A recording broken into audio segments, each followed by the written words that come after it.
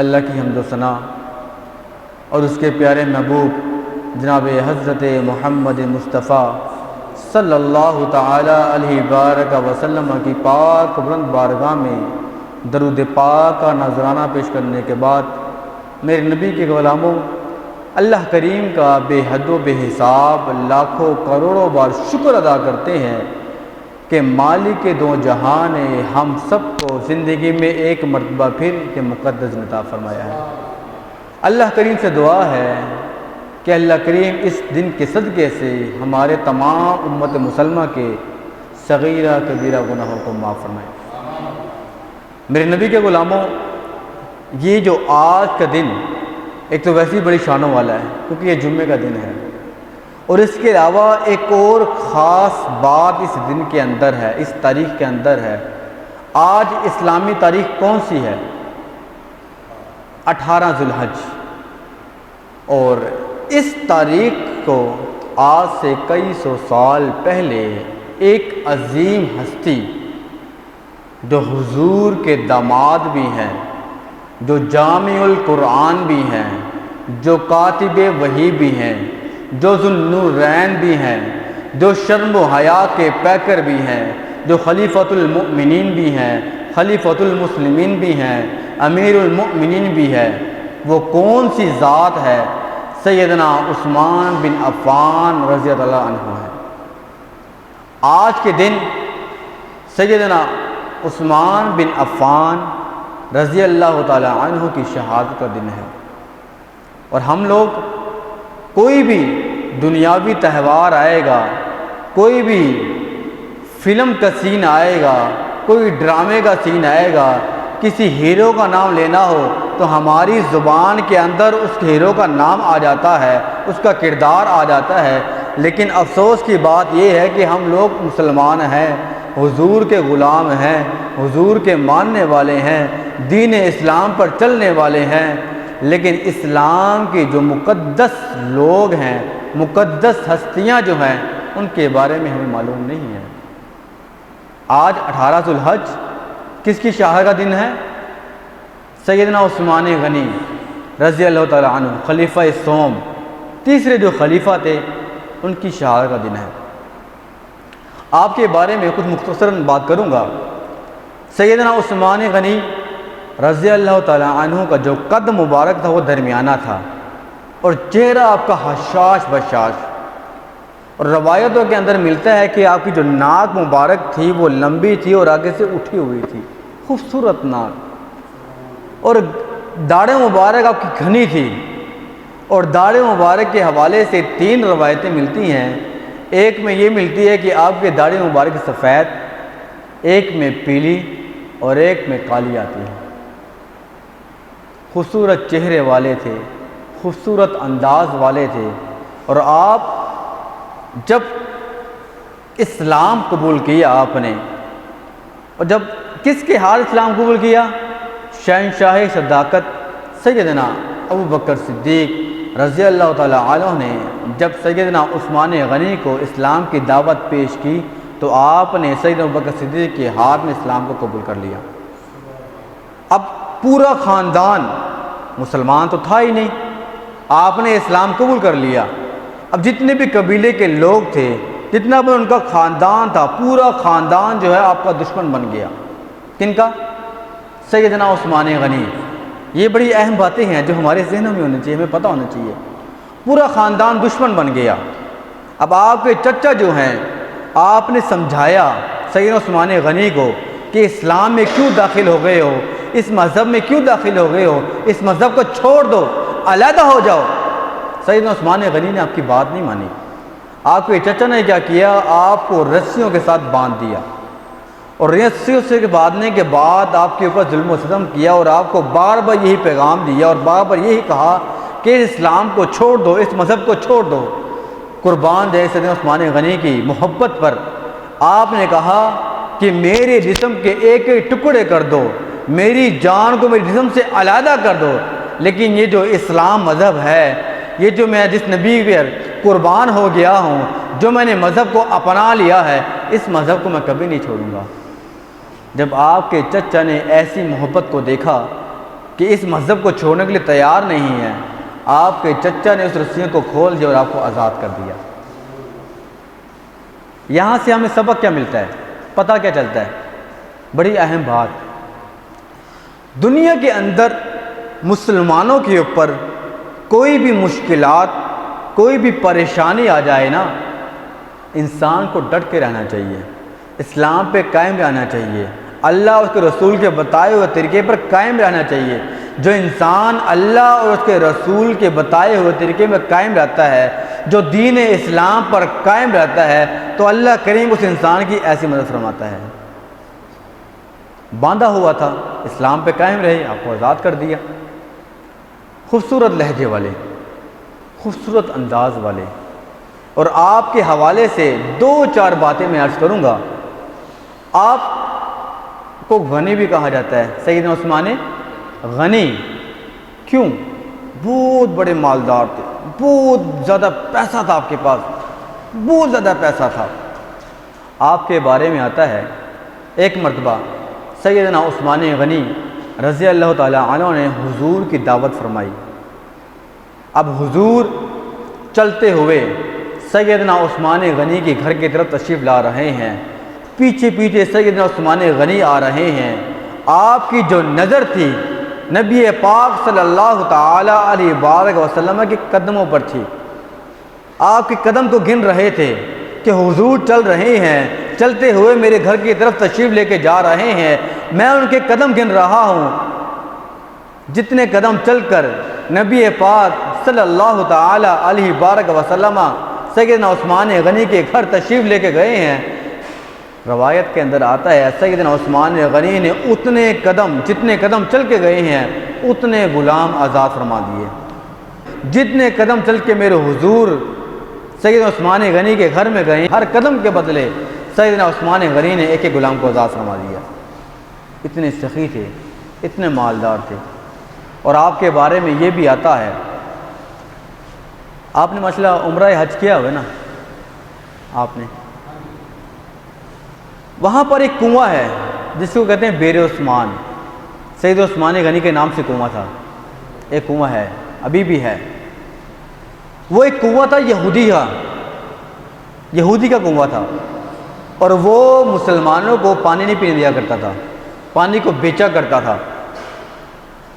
سیدنا عثمان غنی نے اس کنویں کو خریدا، آدھا حصہ خرید لیا، اور آدھا حصہ خریدنے کے بعد مسلمانوں کو یہ کہا کہ ایک دن آپ لوگ پانی پئیں گے اور ایک دن جو ہے یہود و نصارہ پانی پئیں گے۔ وہ پانی کو بیچا کرتا تھا۔ اب وہ جو یہودی تھا وہ بڑا حیران ہوا کہ آدھا کنواں تو میں نے مسلمانوں کے نام کر دیا ہے، لیکن مسلمان آتے ہیں پانی پینے کے لیے تو 2 دن کا پانی اکٹھا لے کے چلے جاتے ہیں۔ وہ بڑا پریشان ہوا، اور پریشان ہو کر سیدنا عثمان غنی کی بارگاہ میں عرض کرتا ہے، اے عثمان غنی، جو باقی کا آدھا کنواں رہ گیا ہے اس کو بھی آپ خرید لیں۔ آپ نے مکمل کنواں خریدا، اور خریدنے کے بعد مکمل جو کنواں ہے وہ مسلمانوں کے نام وقف کر دیا، اور قیامت تک اس کنویں کا جو نام ہے وہ کیا ہے؟ بیر عثمان۔ ہاں، بیر عثمان، سید عثمان غنی کا کنواں، بیر کہتے ہیں کنویں کو، ان کے نام سے وقف ہو گیا۔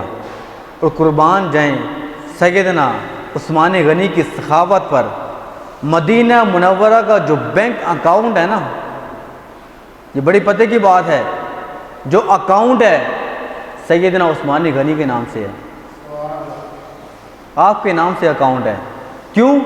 سیدنا عثمان غنی نے اپنی زندگی، جتنی بھی زندگی گزاری ہے نا، پوری زندگی کے اندر جتنی بھی مال و دولت آپ کے پاس آئی ہے، سب کے سب جو ہے اللہ کی راہ میں قربان کر دی ہے، اللہ کی راہ میں لگا دی ہیں۔ جہاں پہ میرے حضور کو ضرورت پڑتی ہے، کہیں پہ جنگ ہوتی ہے، ساز و سامان کی ضرورت پڑتی ہے، سیدنا عثمان غنی مال و دولت 1000 اونٹ روایتوں میں ملتا ہے۔ ایک مختصر بات کرتا ہوں، جنگ کا واقعہ پیش آیا تو کوئی بھی ساز و سامان موجود نہیں تھا، کوئی بھی اونٹ وغیرہ، ذرے وغیرہ موجود نہیں تھے۔ نبی پاک صلی اللہ تعالیٰ علیہ وآلہ وسلم نے جوش و جذبہ دلایا تو سیدنا عثمان غنی نے فرمایا کہ میں 1000 اونٹ بما ساز و سامان اس جنگ کے لیے قربان کرتا ہوں، اس جنگ کے لیے وقف کرتا ہوں۔ آپ نے قربان کیا۔ کوئی بھی ایسا موقع آیا، ایک یہودی کا درخت تھا، وہ بیچنا نہیں چاہ رہا تھا، نبی پاک نے فرمایا یہ بیچ کر آپ اس انصاری کے نام کر دیں، اس نے انکار کر دیا۔ سیدنا عثمان غنی کو پتہ لگا کہ حضور کو انکار کر دیا، آپ اس یہودی کے پاس گئے، اس منافق کے پاس گئے، منافق کے پاس جا کر کہتے ہیں کہ میں اس درخت کو خریدنا چاہتا ہوں۔ وہ کہتے ہیں بتاؤ کیا قیمت لگاؤ گے؟ سیدنا عثمان غنی نے فرمایا کہ یہ جتنا میرا باغ ہے یہ باغ میں تمہارے نام کرتا ہوں، یہ درخت جو ہے تم میرے نام کر دو۔ پورا باغ ایک درخت کے بدلے میں بیچ دیا۔ کیوں؟ حضور نے چاہا تھا اس کو خریدنا، حضور کے نام پہ پورے باغ کو قربان کر دیا، اس کو دے دیا۔ اور کیا کیا؟ وہ درخت جو تھا حضور کے نام پہ رکھ دیا۔ مدینہ منورہ کو جو وسیع کیا گیا تھا سیدنا عثمان غنی کے وہاں پہ خریدا تھا۔ ایسے بے شمار واقعات ہیں کہ جن کو ذکر کریں گے تو بہت وقت لگے گا، بہت وقت لگے گا۔ بہت بڑے سخی انسان تھے۔ ایک غلام آپ کی بارگاہ میں آیا، دروازے میں دستک دینے لگا تو سنتا ہے، کیا سنتا ہے؟ اندر سے آواز آ رہی ہوتی ہے، سیدنا عثمان غنی رضی اللہ تعالی عنہ جو ہیں اپنے غلام کو ڈانٹ رہے ہیں، اپنے غلام کو بول رہے ہیں کہ یہ جو چائے بنائی ہے، یہ جو میٹھا بنایا ہے، اس پہ شکر کیوں زیادہ ہے، شکر کیوں زیادہ ڈالی ہے؟ وہ جو غلام باہر آیا تھا وہ بڑا حیران ہوتا ہے، میں تو ان سے مدد لینے کے لیے آیا ہوں، یہ تو ایک شکر کے دانے میں اتنا بول رہے ہیں تو میری مدد کیا فرمائیں گے؟ دوبارہ واپس پلٹتے ہیں، واپس لے جاتے ہیں، پھر دوبارہ واپس آتے ہیں اور آ کر دروازے کو دستک دیتے ہیں۔ دستک دے کے سیدنا عثمان غنی کی بارگاہ میں بیٹھتے ہیں اور بیٹھنے کے بعد مدد کی اپیل کرتے ہیں۔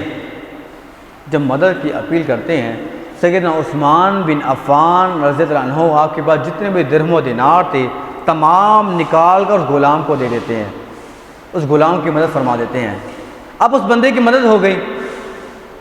وہ سیدنا عثمان غنی کی بارگاہ میں عرض کرتا ہے کہ میں ابھی کچھ ٹائم پہلے بھی آیا تھا، دروازے میں دستک دی ہی، دینے سے پہلے میں نے سنا تھا کہ آپ اپنے غلام کو ایک شکر کے بارے میں ڈانٹ رہے تھے۔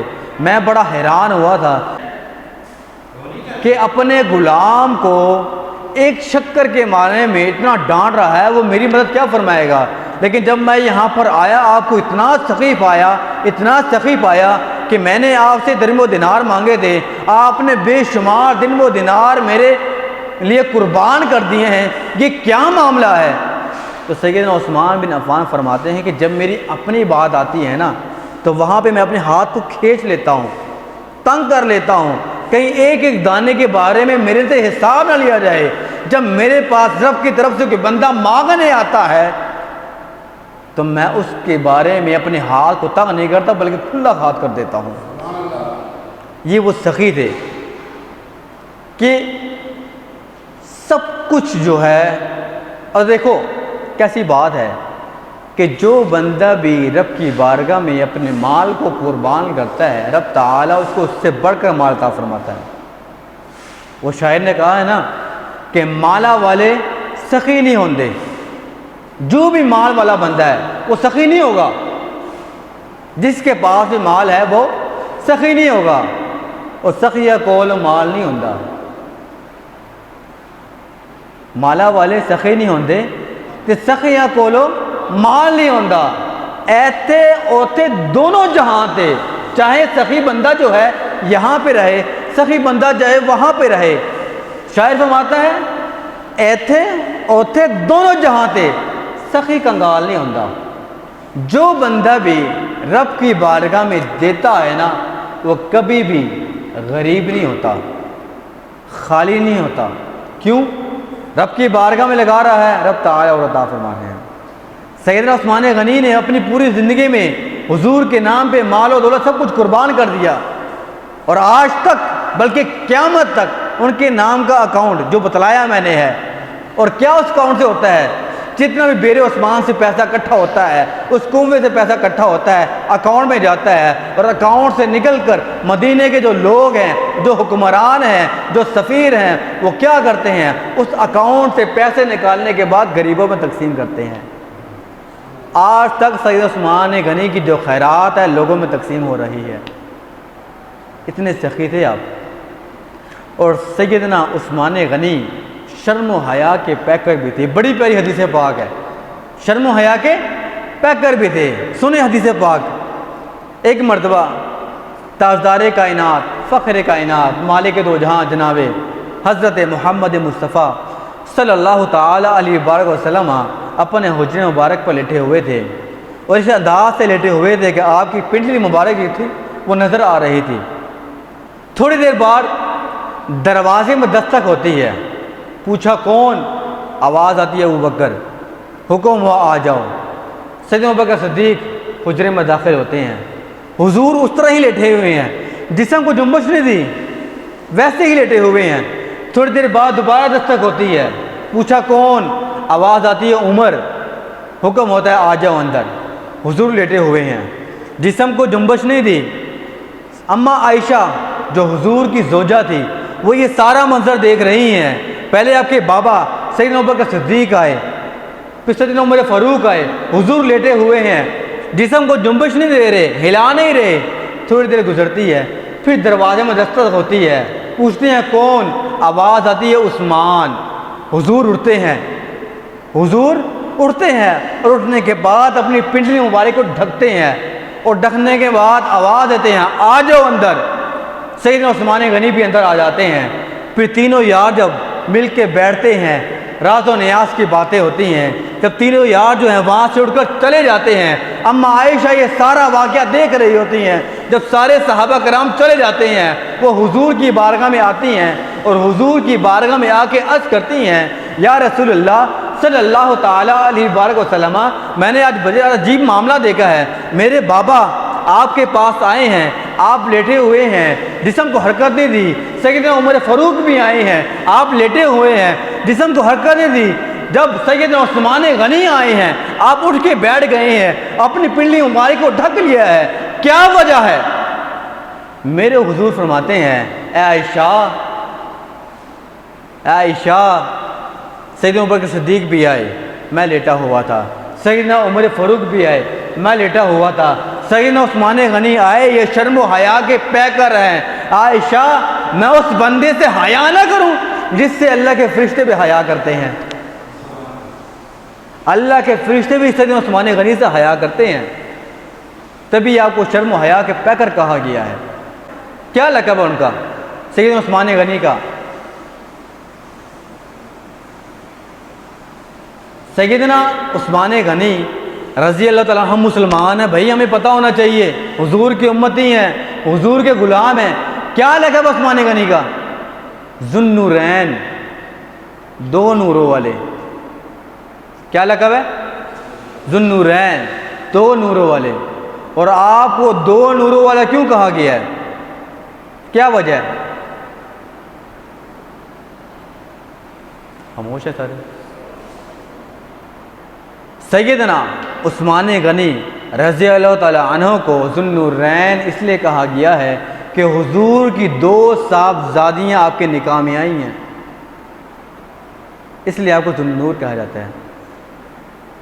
یہ ہمیں پتہ ہونا چاہیے یار، ہم مسلمان ہیں اور ہمارے لب خاموش ہے اس معاملے میں، کچھ نہیں بول رہے۔ حضرت عثمان غنی کا لقب کیا ہے؟ بولے بولے میرے ساتھ، ذو النورین۔ اور یہ کیوں لقب پڑا؟ حضور کی دو صاحبزادیاں آپ کے نکاح میں آئیں، ٹھیک ہو گئی؟ یہ ہمیں پتہ ہونا چاہیے نا۔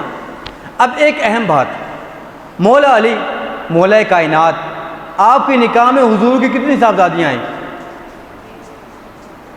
ایک۔ اور سیدنا عثمان غنی کے نکاح میں کتنی صاحبزادیاں آئیں؟ دو۔ مولا علی کا شمار اہل بیت میں ہوتا ہے، سیدنا عثمان غنی کا شمار اہل بیت میں نہیں ہوتا، البتہ درجہ ان کا زیادہ ہوتا ہے کیونکہ دو بیٹیاں نکاح میں آئی ہیں، لیکن مولا علی اہل بیت میں شمار ہوتا اور ان کا نہیں ہوتا۔ اس کی کیا وجہ ہے؟ کیا وجہ ہے اس کی؟ یہ میرے حضور کی چناؤ کی بات ہے۔ اب سیدنا عثمان غنی کے بارے میں آتا ہے، جب پہلی بیٹی کا نکاح ہوا نا اور بدر کی جنگ لگ رہی تھی، حضرت ام رقیہ پہلی بیٹی کا نام، آپ بیمار ہو گئیں، سیدنا عثمان غنی نے کہا کہ میں بھی جنگ میں جاؤں گا، بدر کی جنگ تھی، میں بھی جاؤں گا۔ میرے حضور نے فرمایا کہ آپ جنگ میں نہ جائیں، میری بیٹی بیمار ہے، آپ اس کی تیمارداری کریں، آپ اس کی تیمارداری کریں۔ میرے حضور جنگ میں چلے گئے، جنگ میں گئے، فتح حاصل ہوئی، واپس آ گئے۔ جب واپس پلٹتے ہیں، پہلی جو بیٹی تھی جو حضرت عثمان غنی کے نکاح میں تھی وہ وفات پا چکی تھی، وہ وفات پا چکی تھی۔ پھر حضور نے اپنی دوسری بیٹی کا نکاح جو ہے سید عثمان سے کرایا۔ کچھ دیر کے بعد اس بیٹی کا بھی انتقال ہو گیا، وہ بھی وصال فرما گئی۔ پھر میرے حضور نے فرمایا اے عثمان غنی، یہ جو میں اپنی بیٹیوں کا نکاح تجھ سے کرا رہا ہوں یہ میرا فیصلہ نہیں ہے بلکہ رب کا فیصلہ ہے۔ رب کے فیصلے میں میرے حضور اپنی بیٹیوں کا نکاح سید عثمان غنی سے فرما رہے تھے، ان سے کر رہے تھے۔ یہ عثمان غنی کی شان ہے۔ اور آگے میرے حضور نے بڑا پیارا جملہ فرمایا۔ میرے حضور فرماتے ہیں عثمان غنی، اگر میری 40 بیٹیاں ہوتی، کتنی؟ 40 بیٹیاں، تو ایک ایک کر کے میں تیرے نکاح میں دیتا۔ یہ سید عثمان غنی کی شان ہے، سیدنا عثمان غنی۔ اب میرے حضور کا چناؤ تھا، سیدنا عثمان غنی غزوہ و بدر کی جنگ میں شامل ہوئے تھے؟ یہ نکتے کی باتیں ہیں، ہمیں پتہ ہونا چاہیے۔ سیدنا عثمان غنی رضی اللہ تعالی عنہ جو ہیں، غزوہ بدر جو بدر کی جنگ ہوئی، کیا آپ اس میں شمار ہوئے تھے؟ بتلائیں نا، نہیں شمار ہوئے تھے۔ کیوں؟ صاحبزادی بیمار تھی، تیمارداری کر رہی تھی۔ لیکن جتنی بھی کتب کی احادیث ہیں، تمام کتابوں کو اٹھا کے دیکھ لیں، تمام کے اندر آپ کو یہی ملے گا، سیدنا عثمان غنی جو ہے غزوہ بدر میں شامل ہوئے تھے۔ کیوں؟ میرے حضور نے آپ کو وہ درجہ عطا فرمایا تھا۔ ٹھیک ہے جی، یہ بیسک معلومات ہے سیدنا عثمان غنی کے بارے میں۔ اب آپ کی شہادت کے بارے میں بتاتا ہوں۔ بیسک معلومات لگ گئی۔ اب آپ کی شہادت، آج شہادت کا دن ہے اور ہم لوگوں کو پتہ بھی نہیں ہے۔ 18 ذو الحج سیدنا عثمان غنی کی شہادت کا دن ہے۔ آپ کی شہادت کیسے ہوئی؟ کچھ باغی لوگ جو آپ سے نفرت کرتے تھے، انہوں نے آپ کے گھر کا محاصرہ کر لیا، گھیرے میں لے لیا۔ اور کتنے دن گھیرے میں لیا؟ 40 دن۔ کتنے؟ 40 دن۔ کربلا کا واقعہ جو ہے بچے بچے کو یاد ہے کہ 3 دن پیاسے رہے تھے۔ ایسے ہی ہے نا، امام حسن امام حسین کتنے دن پیاسے رہے تھے؟ 3 دن۔ لیکن سیدنا عثمان غنی 40 دن تک بھوکے پیاسے رہے تھے۔ کتنے دن؟ 40 دن۔ کربلا کی باتیں ساری یاد ہیں۔ خلیفہ سوم جو حضور کے تیسرے خلیفہ تھے، ان کی شہادت کے بارے میں کسی کو پتہ ہی نہیں ہے۔ 40 دن محاصرہ کیا، بھوک سے نڈال، پیاس سے نڈال ہے، کوئی پانی پلانے والا نہیں ہے، کوئی کھانا کھلانے والا نہیں ہے۔ مولا علی مولا کائنات نے امام حسن اور امام حسین کی ڈیوٹی لگائی تھی کہ گھر کے باہر پہرا لگاؤ، پہرا دو کہ کوئی بھی باغی ہے گھر میں داخل نہ ہو، کیونکہ آپ کی جان کو خطرہ تھا۔ باغیوں نے حرکت کیا کی؟ پیچھے کی دیوار سے پھلانگ کر داخل ہوئے۔ اس وقت سیدنا عثمان غنی قرآن پاک کی تلاوت کر رہے تھے، کیونکہ صحابہ کرام جو ہے نا ہر وقت نیک عمل کر رہے ہوتے ہیں، نیک کام کر رہے ہوتے ہیں۔ ان کا اٹھنا بیٹھنا چلنا پھرنا صرف حضور کی زندگی کے لیے تھا، نیک عمل کے لیے تھا، صراط مستقیم پر چلنے والے وہ تھے۔ ہم لوگ تو ایسے بیٹھ کے اعتراض کر رہے ہوتے ہیں نا، زندگی تو ان لوگوں نے گزاری ہے۔ کیوں؟ سامنے حضور کا دیدار کرتے تھے، سامنے حضور کا دیدار۔ اچھا جی، گھر میں داخل ہو گئے، تلوار کا وار کیا، تلوار کا وار کیا، پہلا وار کیا تو آپ کی بیوی جو تھی حضرت نائلہ، تلوار کے وار کو روکا، آپ کی انگلیاں کٹ گئی، خون نکلا۔ سیدنا عثمان غنی پہ حملہ کیا، خون نکلا، اور خون کے جو قطرے تھے، جو خون کے قطرے تھے، پتہ ہے قرآن پاک کی کون سی آیت پہ گرے تھے؟ میرے نبی کے غلاموں، یہ جو معلومات ہے نا، بیسک معلومات، کچھ پوائنٹ کی باتیں ہوتی ہیں، یہ ہم لوگوں کے ذہنوں میں ہونے چاہیے۔ آج میں کسی فلم کا نام لوں نا، کسی فلم کا نام، ہمارے جو نوجوان طبقہ ہیں، آج میں کسی فلم کا نام لوں نا تو وہ بتلائیں گے یہ ہیرو تھا، یہ ہیروئن تھی، اس فلم میں یہ چیز ہوئی۔ ایسا ہے کہ نہیں ہے؟ لیکن دین کے حوالے سے، صحابہ کرام کے حوالے سے کسی بندے سے پوچھ لوں تو ہمارے لب خاموش ہو جاتے ہیں، ہمارے لب خاموش ہو جاتے ہیں. ہمیں پتہ ہی نہیں ہوتا کہ یہ صحابہ کون سے ہیں، کون سے خلیفے ہیں. پہلے نمبر پہ ہیں، دوسرے نمبر پہ ہیں، تیسرے نمبر پہ ہیں، چوتھے نمبر پہ ہیں. ان کی شان کیا ہے، ان کی ولادت کس دن ہے، ان کی شہادت کس دن ہے، پتہ ہی نہیں ہوتا.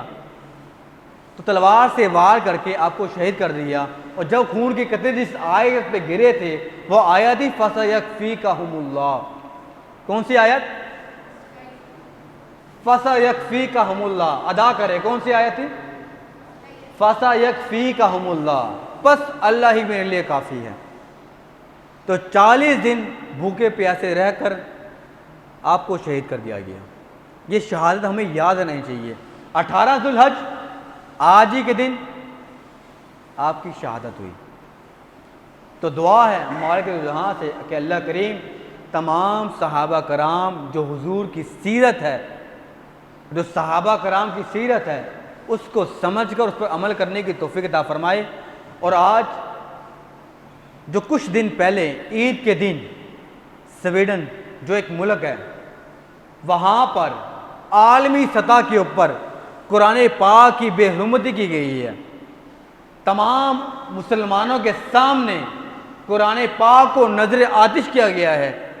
ہم لوگ عالمی سطح کے اوپر اس کی پرزور مذمت کرتے ہیں. کون کو مذمت کرتا ہے؟ ہاتھ کھڑا کرے.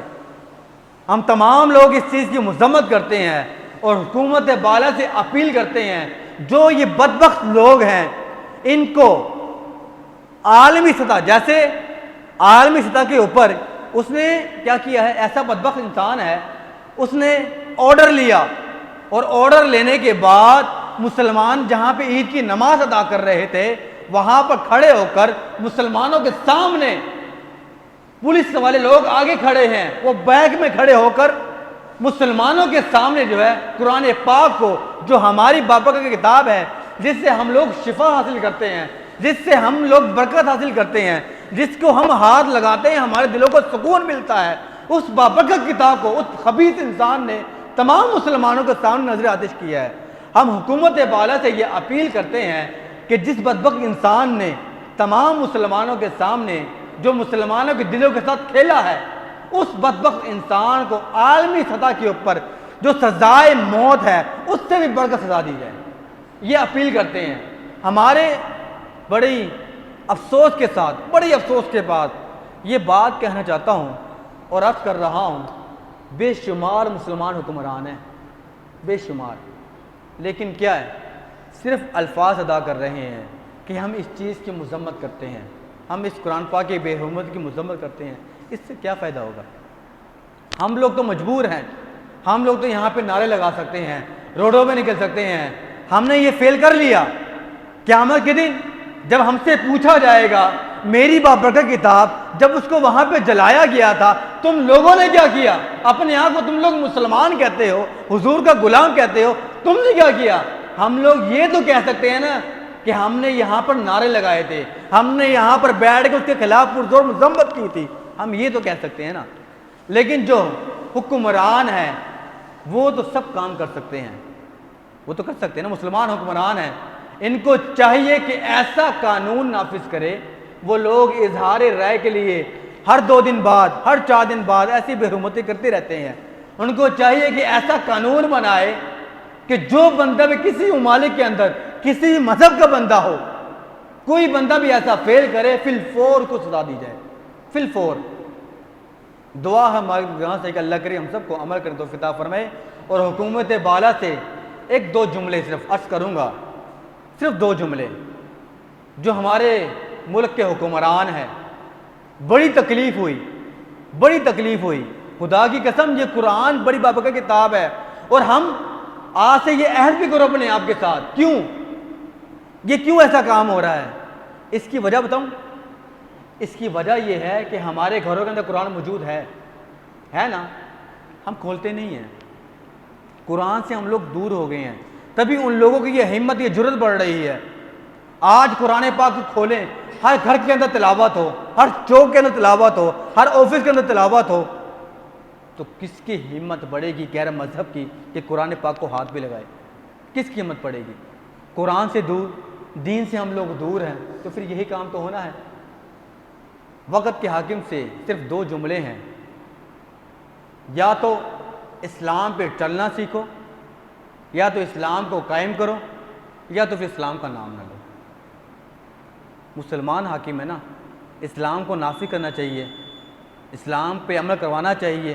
افغانستان کے اندر جو حکمران آئے ہیں، کیا اسلام نافذ نہیں ہو رہا؟ کیا وہاں پہ عورتیں پردہ نہیں کر رہی؟ کیا شریعت کے مطابق وہاں پہ کام نہیں ہو رہا؟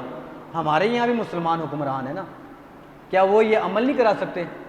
آج ہماری مائیں بہنیں جو ہیں بے پردہ پھر رہی ہوتی ہیں، نام کہ ہم مسلمان ہیں۔ آج ہمارے گھر کے اندر کوئی فحاشی فلم لگی ہوتی ہے، مائیں بہنیں ساتھ بیٹھ کے ہماری فلم دیکھ رہی ہوتی ہیں، نام کیا ہے؟ ہم مسلمان ہیں۔